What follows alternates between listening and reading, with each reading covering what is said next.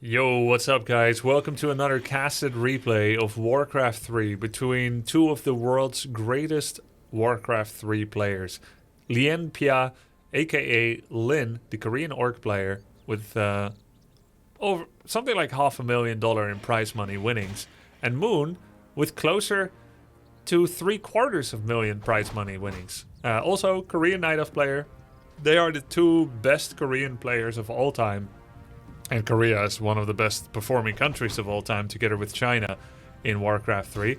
So a wonderful assortment of players here. They're going to be going head-to-head on Twisted Meadows.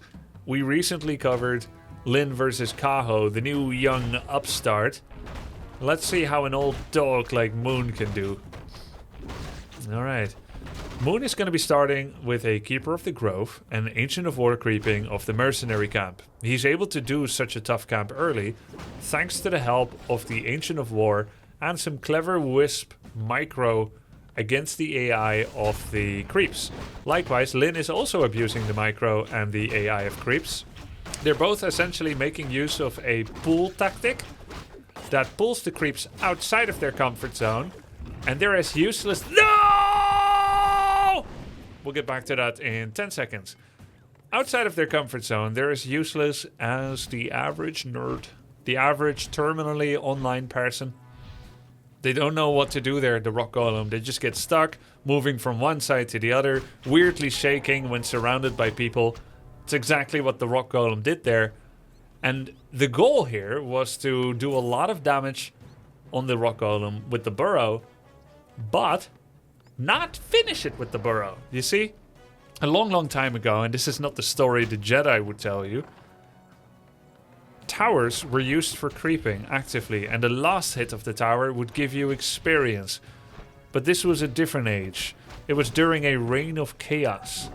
Too chaotic, said Blizzard, so they removed the allowance of structures to last hit units and get away with it and get experience for it. As such, you mustn't last hit ever with... Oh, this is really nice surround micro. Holy Lin, someone call the cops. This is illegal. This is like that baby in Family Guy. What? No. What? No. What? Did not let the keeper get away. Wonderful. Now, let's tally things. 1.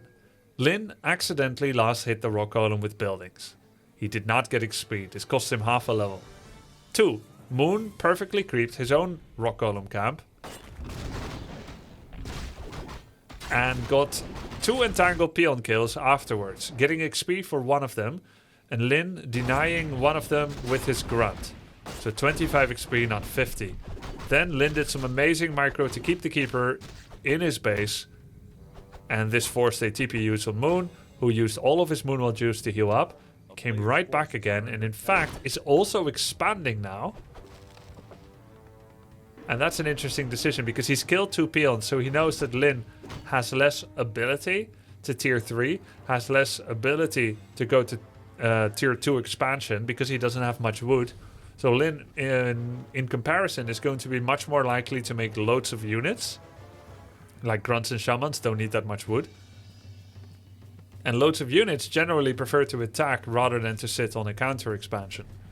Now Lin can try to restore the status quo, immediately retrain 1 or 2 peons when he gets to tier 2, and then it's going to be just a short-term wood deficit, which I'm sure Killer Angel would hate to hear about in my chat. And is he remaking peons? I don't think so. So now the question, the point of contention is going to become, can Moon, with his Hunter's Hall and his early tier 1.5 expansion, protect his economic advantage that is soon about to be exploited? Can he do that against a large number of grunts and shaman?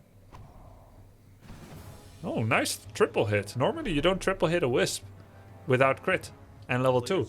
But he's level 1, but he does have 2.5 circlets. He has 2 circlet and he has the Ring of Superiority. And I think he high rolled on damage. You still need to high roll, or at least above average. So Moon is going to go something like Masked Dryads, either with Demon Hunter second, or maybe something like Panda, which would be really greedy, but could be nice. And Lin is going to hire as many mercenaries as possible from the ranged variant. Fatherstraw Berserker are top tier. And the priests are a bit lower tier. Oh, Alchemist. Huh. Alchemist with Dryads. The reason that surprises me a little bit, there is both synergy and a bit of anti-synergy with Alchemist and Dryads. I would say there's 2 synergies and 1 anti-synergy. The synergy is Dryads deal poison damage and Alchemist Acid Bomb is also damage over time. So you essentially have 2 forms of damage over time, which tends to be higher in numbers than Burst. When you think about it, you think about the logic. Burst is going to be less total damage because you have the value of surprise and lack of reaction possibility from the opponent. Generally, poison damage is easiest to counter via regeneration, healing, and outlasting. So therefore, in any game, and this is just game design, right? Poison is tending to be more, and burst is tending to be less total damage. But again, it's front-loaded. So that's why I'm saying, if you have Dryad Poison and Acid Bomb, you probably have a lot of total amount of damage. And while that gives the opponent to respond and heal and pull back and survive and whatnot, he's doing the same thing with Huntresses and Archers. They're not poisonous, but they also do slow release damage.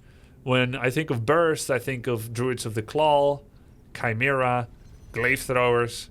When I think of sustained damage, which is similar to poison, I think of Huntresses. They spread their damage on 3 different targets thanks to the Glaive Bounce. So, and I'm talking about Dryads here. There ain't no Dryads. I misconstrued. He is simply doing the Master Tier 1, so that makes Alchemist super logical. But let's finish our thoughts, because, it's right before the big fight. Dryads do partially physical damage, which is amplified by Acid Bomb's armor debuff. But the poison damage, the slow poison, does not benefit from lower armor. Whereas the pure physical damage from Huntresses and Archers does benefit from Acid Bomb's armor reduction. Therefore, I found it a bit quaint that he was going to be going for Dryads with Acid Bomb. They don't benefit as much from the armor debuff as Archers and Huntresses would. And it is only just right then that he isn't. He ain't, brother. He was never gonna. I saw the Hunter Soul and misconstrued. So, Moon is indeed dealing with a large straight-up attack from Lin without the intent to counter-expand. And he was not able to defend it, which pretty much doesn't surprise me. Because while Moon did kill several peons and you may dub his attack as successful, keep in mind that any harass you do, it's an opportunity cost. You could be doing something else, and that's a very valuable way to think of RTSs in general. It doesn't matter if you do something right, per se. Even if something was purely good, it's still good in a direction. For instance, if you run 100 meters in 14 seconds, that's really good, right? It's a great performance. But you went the wrong way. You were looking to get a croissant from the supermarket and you ran the opposite way. So even though it was good, you are now 100 meters further from the supermarket. And it's the same thing here. Using one town portal scroll to come in and to force lost mining time on peons and kill 2 peons and lose no units, and you gained experience and you kept him busy and you were expanding. This is a good thing, but let's talk about what he wasn't doing. Getting a croissant. What else was he not doing? He was not creeping, so the keeper was still level 2. That meant on their next altercation, keeper's a little weaker. He didn't get as much gold from creeping as he could. So for him to then expand and not stand in a position to defend it, and not make an Ancient Protector, and get a new tech, branching off into Hunter's Hall, having 2 mercs, also hiring a second hero, it's quite a lot to spend at the same time. If Lin's timing was worse and he didn't immediately pounce on that expansion, or if Lin tried to counter-expand by restoring his lumber income, then maybe Moon's stratagem would have worked out just fine. But Lin did not do those things. He played with the cards that were given to him. He said, okay, my lumber is low. That means I'll be 1 base forever. He accepted it like a champ. And that means if you're expanding I've got the food supply to stay under 50, but have one more unit than I normally would. Let's use that and do the best possible attack I can. And he did, and he killed the Tree of Life. And Moon, instead of sitting down and crying, he said, okay, you know, you're spending TP scrolls, you're stopping expos, you've stabilized, backed from one base to one base. How would you like it if instead of expanding and having a base advantage, I kill your main base? Still got a base advantage. So he's retroactively base trading his expo into the distraction of a 4 AP rush. It's very unprecedented to AP rush this late in the game. Is it still a rush? And he's killing nearly the whole base. But Lin, at the 11th hour, TP's in to protect a modicum of base defenses, surrounds the Keeper. The Keeper does have Staff of Teleportation, which actually gets him out of here. And he's now fighting with at least a bunch more heal sprays into Lin's fledgling defenses. With good mana on his hero still. He's got 4 Ancient Protectors, but he gets greedy. He's getting a little frisky. He wants to give something to the Alchemist. What is it? He wants to give Invul. He did not give it! He did not give the Invulnerability Potion! And now the Keeper's turn to be attacked by the Blade Master. Final heal wave coming in, that's it. No Voodoo Lounge. No more heal solves or clarities. He's at least another 1 or 2 minutes away from being able to ever cast Healing Wave again. Moon is expanding in the corner. He's got a Wisp somewhere on the left of the map. I don't know if he's got any Wisps anywhere else. And the peons somehow are going to find that Tree of Life. Because it is rather in an obvious spot. Reminds me of the Monty Python sketch. We will illustrate the importance of not being seen. Mrs. Jones, would you get up, please? That illustrates the importance of not being seen. Mr. Jones, would you get up, please? Mr. Jones has learned the value of not being seen. He has not gotten up. However, he has chosen a very obvious hiding spot. This bush right here. You see, Avery here has chosen to hide himself in a bush as well. And it is not obvious which one he is behind. There's 3 bushes here. But we can go ahead and find out. Ah! It was in fact bush number 3. In this case, we are on the 2nd level of hiding. Moon has built his Tree of Life, not straight in plain sight, and he is trying to hide, but it was a rather obvious location. And Lin is using that knowledge to tower the tree, which is making 2 wisps. We see now the wisp here on the minimap is starting to make its way over. Are you sure you want to do that? Oi, go. This is not safe. Better stay where you are. Oi, mate. But there is pillage. And the raider is trying to get some pillage money. Every single hit from the raider is 3 gold and 2 wood. Not bad. However, that tree, it is dead. 17 gold gained from the raider or so. What money does Moon have? He could sell some things. He could sell Periapt, Belt. No, he can't sell Belt. Alchemist is quite dead. And not being remade, and he hasn't got the food to remake. Lin actually is 2 lumber away from being able to expand. You know what he could do? He could attack with the Raider on the Ancient Protector once or twice. I think twice. 2 Raider hits on the AP. And he actually gets enough lumber to expand. Then he doesn't even need to make War Mill. And then he's got an expansion behind the 3 towers. Which will be very tough for Moon to crack. There is no Alchemist, so any damage dealt is going to stick rather well. Of course, Moon does have a much bigger army. Oh, there we go! There's still a base at home! There we go! He did it! Oh, that's really smart! He brought over a shaman in anticipation of the Keeper's Staff of Teleportating. Teleportating is the real word, isn't it? Yeah, absolutely. Staff of Teleportation, he's teleporting. Teleportating. So, he got enough lumber from the Moonwell. And immediately expanded. And he's got enough peons there to be fully mining, but the AP is coming in. All 4 Ancient Protectors are coming. Moon is gonna go all in! He doesn't want this to go to a position where Lin can expand. He's gonna bring his Ancient Protectors over. He's gonna use them to cancel the Great Hall. 25% of investment is lost straight up down the drain when you invest in... You think I'm gonna say crypto? No, I'm not. I'm not gonna go there. I'm not gonna even mention it. 25% is lost right away when you invest in Great Hall and then cancel it. Any damage dealt will further drop the returns. So, if he can take down these 5 buildings, plus maybe 1 more war mill in the back, which Lin almost has money for, he can win right here. Just run in. Now, of course, Frank Sinatra did say, only fools rush in.